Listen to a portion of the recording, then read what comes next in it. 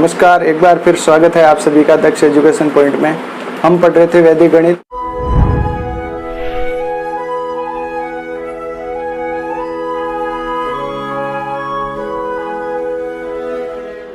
वैदिक गणित की हमने 6 क्लासें पहले पढ़ ली है।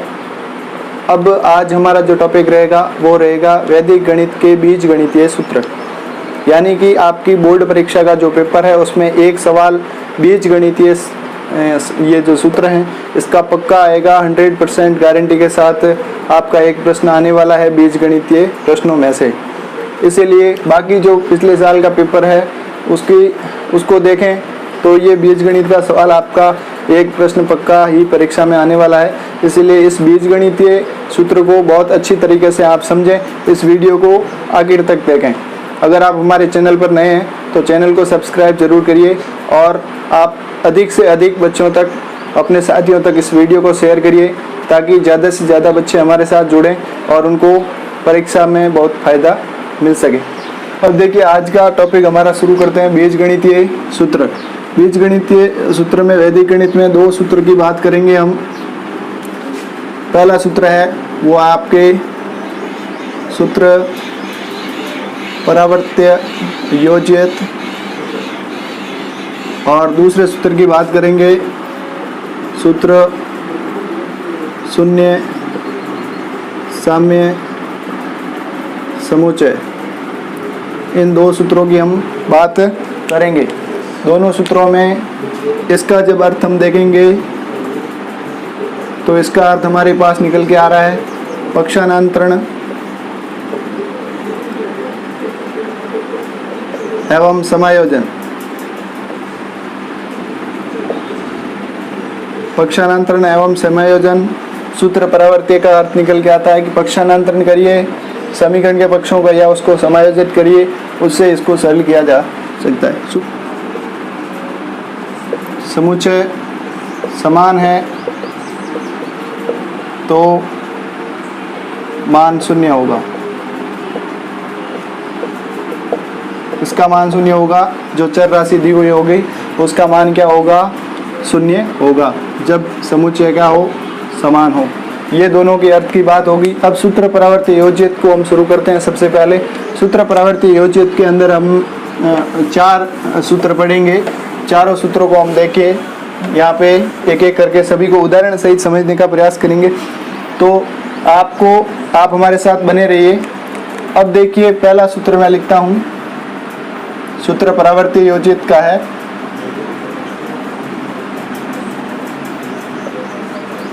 इसमें पहला जो सूत्र है वो बीजगणित का वो ये है कि यदि आपको प्रश्न ax + b = cx + d के रूप में मिलता है तो चर राशि x का मान जो होगा वो आपके होगा d - b और a - c इस रूप में होगा। फॉर एग्जाम्पल देखिए, एग्जाम्पल के रूप में इस सूत्र को हम समझते हैं। ये बीजगणितीय सूत्र है, बीजीय सूत्र ax + b = cx + d। यानी कि जो यहाँ पे a, b, c और d ये जो दे रखे हैं ये पूर्णांक संख्या है और जहाँ पे ये x दे रखा है ये आपकी चर राशि है, अनिश्चित मान है, जिसे बीजगणितीय सूत्र में हमें इस चर राशि का मान ज्ञात करेंगे। तो ज्ञात करने का सूत्र ये रहेगा d - b / a - c। इसको एग्जाम्पल के रूप में, उदाहरण के रूप में हम देखते हैं। 2x + 3 = x + 6। जैसे हमने यहाँ पे a का मान कितना रखा? 2, b का मान 3, c का मान 1 और d का मान 6।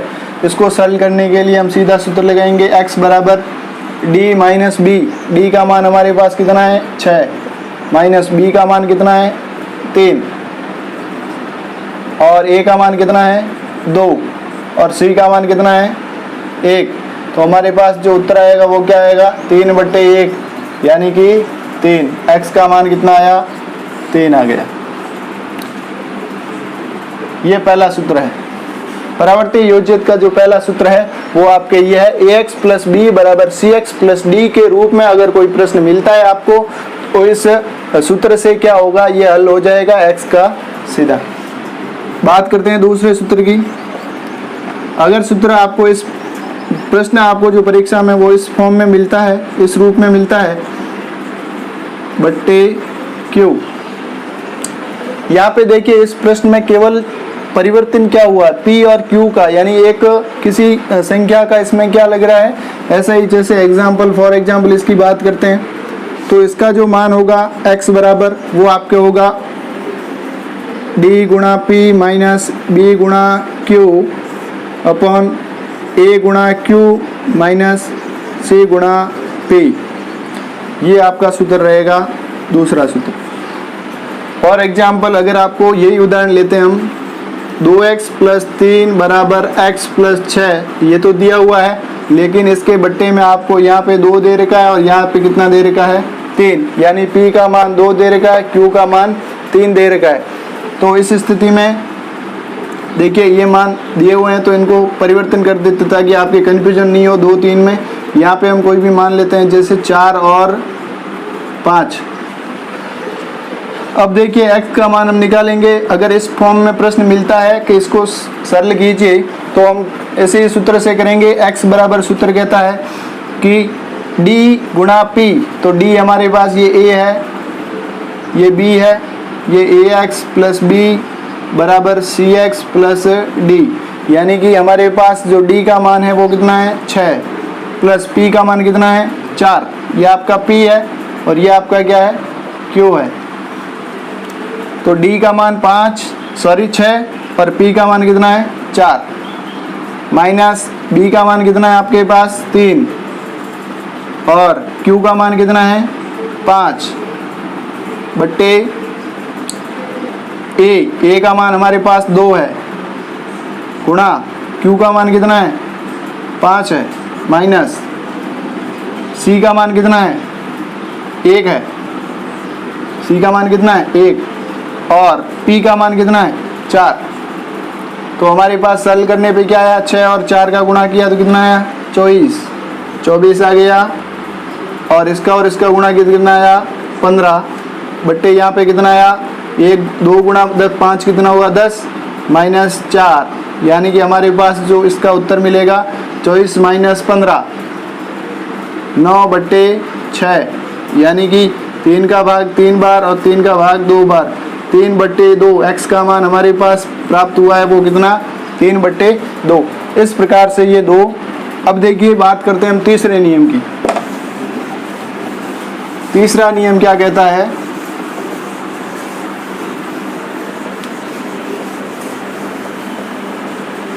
देखिए तीसरा नियम है कि यदि आपको प्रश्न मिलता है इस रूप में x plus a x plus b is equal to x plus c और x प्लस d, इस फॉर्म में इस रूप में अगर आपको प्रश्न मिलता है तो x का मान क्या होगा, तो x का मान होगा आपके देखिए सी डी का गुणा माइनस ए बी का गुणा बट्टे ए बी सी और डी। एक बार प्लस है उसके बाद दोनों क्या है माइनस, ए plus B minus C minus D. ये आपका सूत्र रहेगा अगर प्रश्न इस रूप में मिलता है तो। अगर उदाहरण के लिए बात करें फॉर एग्जांपल, तो यहाँ मैं प्रश्न लिखता हूँ x plus 1 x plus 3 is equal to x plus 2 और x प्लस 4। ये प्रश्न की बात करते हैं हम, क्योंकि ये बिल्कुल इसी सूत्र पे आधारित प्रश्न है। ऐसा पूछा जाएगा आपको कि इसको सरल कीजिए, तो हमें परावर्त योजक का जो तीसरा सूत्र है उसके आधार पे इसको सरल करना है। तो x का मान जो आपके आएगा वो क्या आएगा c गुणा डी। तो हमारे पास हमें पता है ये a है, ये b है, ये c है और ये क्या है d। तो हमें मान चाहिए पहले c और d का, यानी कि 2 गुणा 4, तो हमने लिख दिया 2 गुणा 4 माइनस a गुणा b, यानी कि 1 और 3 का क्या करना है गुणा करना है। गुणा करेंगे उसके बाद देखिए a plus B minus C minus D. तो यहाँ पे हमारे पास a का मान कितना है 1 है, b का मान 3 है, माइनस c का मान 2 है और माइनस डी का मान भी कितना है 4।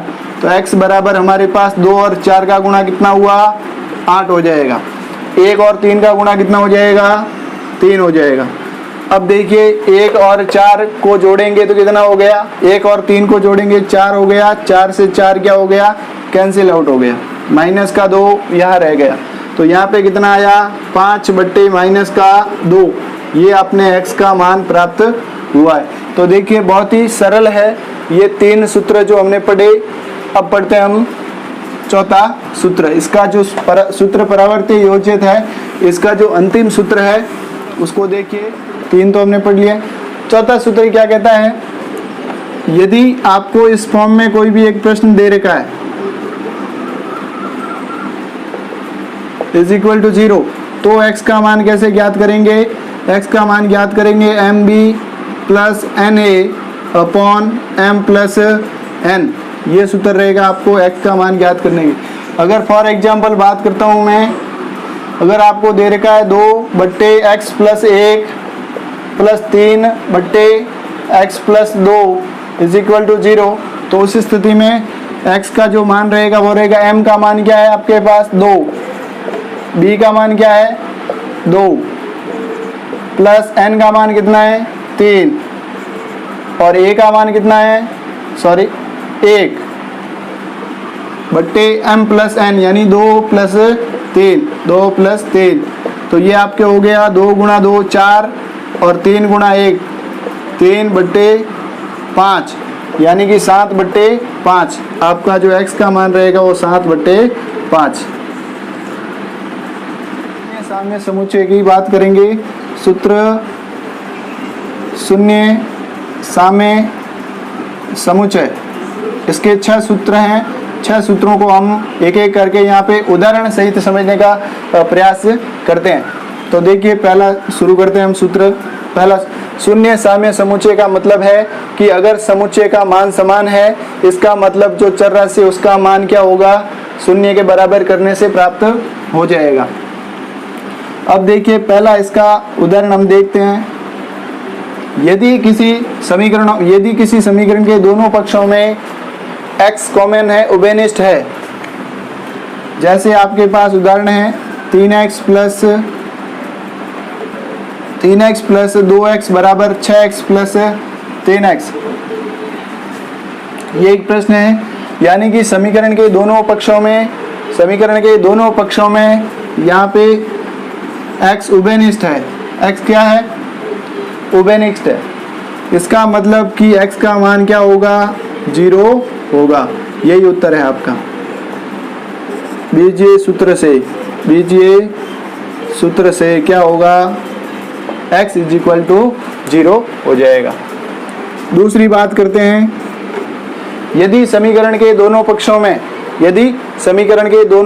में स्वतंत्र पद है, वो अगर उनका मान अगर समान है, तो उस स्थिति में भी x बराबर 0 उत्तर होता है। तो देखिए उदाहरण के लिए मैं लिखता हूं 4x plus 3x plus 2x गुणा x, 4 की बात करते हैं, 5x प्लस 3 और 2x plus 6 is equal to 5x plus 18। अगर ये समीकरण है, दोनों पक्षों में स्वतंत्र चर 18 और इधर भी क्या है 18, तो 18 से 18 क्या हो जाएगा, कैंसिल हो जाएगा। जब स्वतंत्र पद कैंसिल हो जाएगा तो ये प्रश्न बिल्कुल बीजीय सूत्र 1 की तरह हो जाएगा, जहाँ पे x का मान क्या होता है 0। तो जब ऐसा प्रश्न मिले आपको जिसमें समीकरण के दोनों पक्षों में स्वतंत्र पद का मान समान हो, तो उस स्थिति में भी x का मान क्या होगा 0 होगा। अब बात करते हैं तीसरे सूत्र की।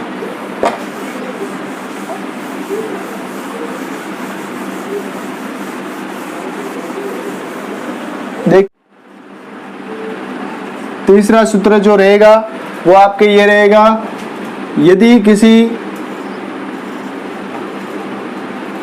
किसी भिन्न में आपके क्या है, उदाहरण के रूप में लिख रहा हूं मैं सीधा।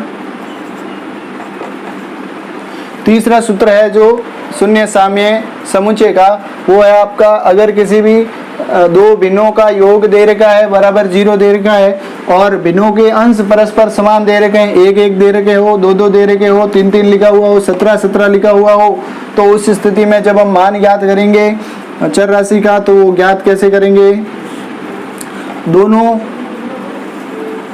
जो हमारी भिन्न है उनके हरों को जोड़ देंगे हम बराबर 0, यानी कि हमारे पास 2x + 5 = कितना आया 0। 2x 5 को इधर भेजेंगे दाईं ओर तो माइनस का 5, x बराबर x का जो गुणा में वो संख्या कहाँ जाएगी, भाग में चली जाएगी। तो हमारा जो उत्तर आएगा वो क्या आएगा, -5/2 आएगा। तो ये थी आपकी शून्य साम्य समुच्चय का तीसरा उदाहरण, तीसरा सूत्र। अब बात करते हैं चौथे सूत्र की। देखिए चौथा सूत्र क्या है। चौथा सूत्र ये कहता है कि यदि समीकरण के दोनों पक्षों में अंश और हर का योग क्या हो, समान हो। देखिए दो भिन्न लिखता हूं मैं, जैसे यहाँ पे लिखा 2x + 2 या 2x + 3 बट्टे 3x + 2 = यहाँ लिखा मैंने 4x + 2 बट्टे x + 3,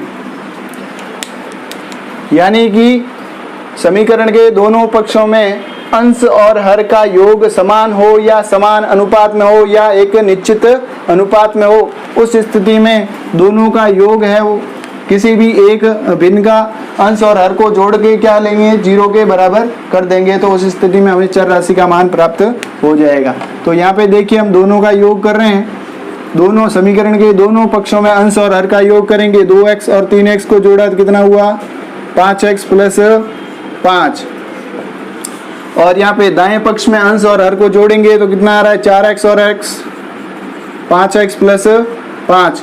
तो इसमें से किसी भी एक पक्ष को हम लेंगे, जैसे हमने बाएं पक्ष को लिया 5 = 0, तो 5x = 5 प्लस का है, दाईं ओर जाएगा तो किसका हो जाएगा, -5। तो x बराबर क्या आ गया, -5/5, क्योंकि x के गुणा में कौन था, 5। जब गुणा में कोई भी संख्या है उसका जब हम पक्षांतरण करते हैं तो वो कहाँ जाती है, भाग में। तो हमारे पास जो x का मान आया वो कितना है, -1 आया। यही आपका क्या होगा, उत्तर होगा। यानी कि चौथा सूत्र यह कहता है कि यदि समीकरण के दोनों पक्षों में अंश और हर दोनों का क्या हो, योग या तो समान हो या एक निश्चित अनुपात में हो, उस स्थिति में चर राशि का मान कैसे निकलेगा, उन दोनों का अंश और हर, किसी एक भिन्न का अंश और हर को योग करके 0 के बराबर कर लेते हैं, तब हमें चर राशि का मान प्राप्त हो जाता है। अब देखिए बात करते हैं पांचवें सूत्र की।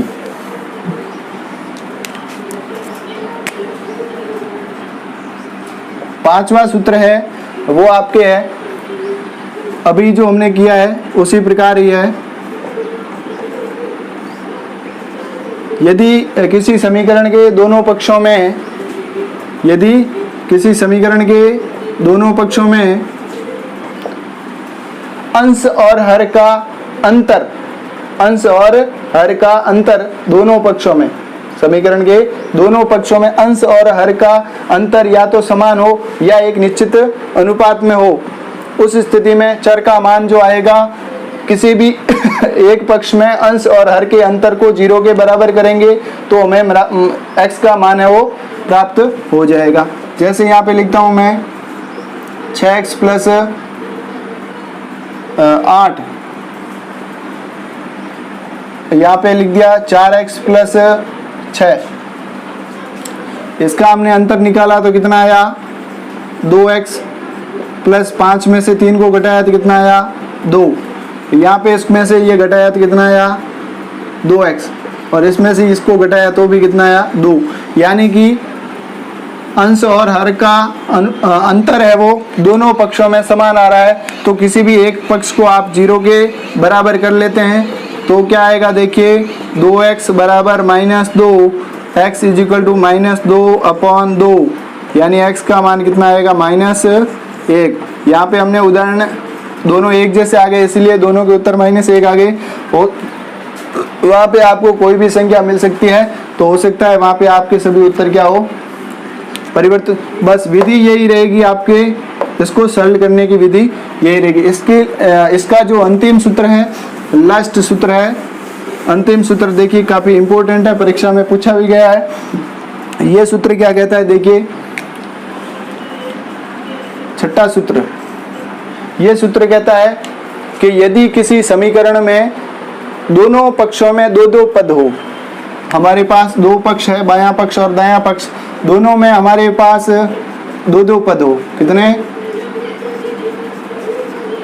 पद हो, 2-2 पद।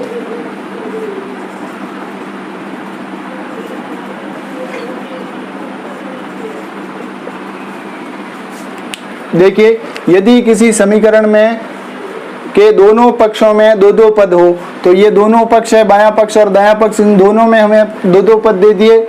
अब इस दोनों पदों में यानी कि परस्पर सभी अंश समान हो, सभी अंश समान कैसे, 1 और 1 समान है। अगर यहाँ पे 2 लिखा होता है यानी चारों समान होने चाहिए, अंश चारों के क्या होने चाहिए, समान, यानी कि अंश परस्पर सभी के क्या होने, सभी पदों के समान होने चाहिए। उस स्थिति में हमें क्या होगा, हमें किसी भी एक का योग करना है, वो क्या होगा 0 के बराबर करेंगे तो हमें क्या मिल जाएगा।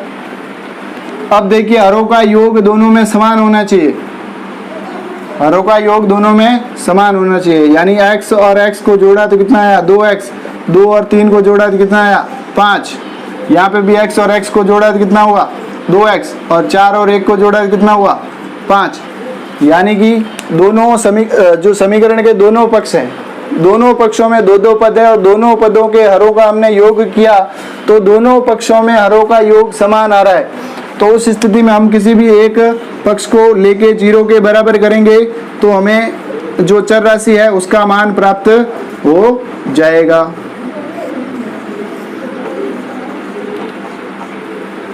तो आशा करता हूं कि आप सभी को बहुत अच्छी तरीके से ये समझ में आ गया होगा। ये हमारा वैदिक गणित, हमने गुणा करने की विधियां पढ़ी, वर्ग ज्ञात करने की विधियां, घनफल ज्ञात करने की विधियां और भाग ज्ञात करने की विधियां। उसके बाद जो वैदिक गणित के बीज गणितीय सूत्र थे वो 10 के 10 सूत्र पढ़े हैं। ये आपके पूरा का पूरा टॉपिक 4 अंक का है बोर्ड परीक्षा में, और बोर्ड परीक्षा में आपको देखिए 3 तरह के सवाल मिलेंगे, और तीनों सवाल कौन कौन से होंगे वो मैं आपको बता रहा हूँ। देखिए एक आपके 1 अंक का होगा और दूसरा भी 1 अंक का होगा, और एक आपके सवाल होगा वो होगा 2 अंक का। तो देखिए 1 अंक का सवाल जो होगा उसमें आपको क्या क्या पूछा जा सकता है। एक आपको पूछा जा सकता है वर्ग ज्ञात करना, 1 अंक का प्रश्न, और गुणा करना किसी भी विधि से, वर्ग ज्ञात करना, गुणा ज्ञात करना और घन ज्ञात करना, ये आपसे पूछा जा सकता है। 1-1 अंक का जो प्रश्न आएगा उसमें पूछा जा सकता है। और भाग ज्ञात करने की विधियां और घन ज्ञात करने की विधियां, ये आपको 2 नंबर का सवाल पूछा जा सकता है। और आपको एक सवाल पूछा जाएगा 99.99% प्रश्न जो पूछा जाएगा, पूरी संभावना है परीक्षा में आने की, वो है आपका बीज गणितीय 10 सूत्र। इनमें से एक सवाल आपके बनेगा जरूर। तो आप इनकी प्रैक्टिस कीजिए, अभ्यास कीजिए और इस वीडियो को ज़्यादा से ज़्यादा शेयर कीजिए। धन्यवाद, थैंक यू।